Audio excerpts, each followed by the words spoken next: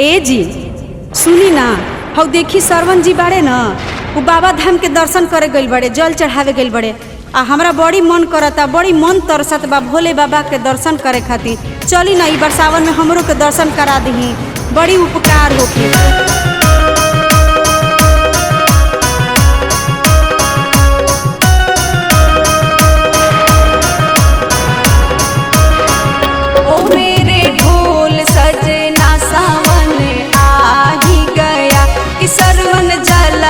चढ़ाने बाबा धाम गया,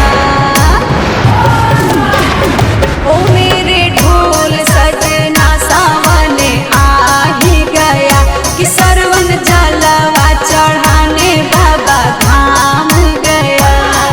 हर बोल बम जइबो बेल पतरी चढ़ाइबो, शिव दर्शन तू देहि करा। जहिया बोला भोला तहिया लगे देबौ देव घर घुमाई, नाना जेबे कर। जहिया बोला भोला तहिया लगे देबौ देव घर घुमाई। तू हमेशा झूठ बोलेला, लेकिन कहीं दर्शन करावे नहीं कर ले जा।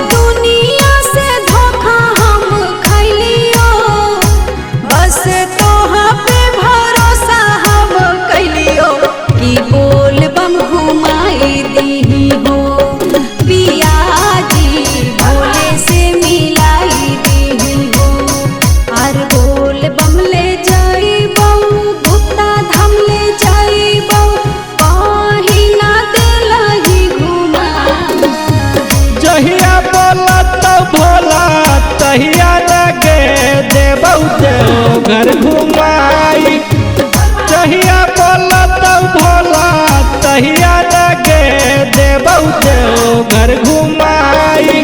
जहिया मन तहिया ना, बड़ी भोले बाबा के दर्शन करे खातिर मन छटपटाता, जल्दी घुमा दी ना ए पिया जी। कि तोरे भोला ना समझे तो नादानी, झूठो हमारा सुनल ही कहानी, कि भोला नहीं माफ कर तो पिया हो, भोला नहीं माफ कर तो। खेसारी के बोलाई बहू ओकरे लेके जाई बहू, तोहरा अब जाई बहू भूला। जहिया बोला भोला तहिया लगे देबौ देव घर घुमाई, जहिया बोला भोला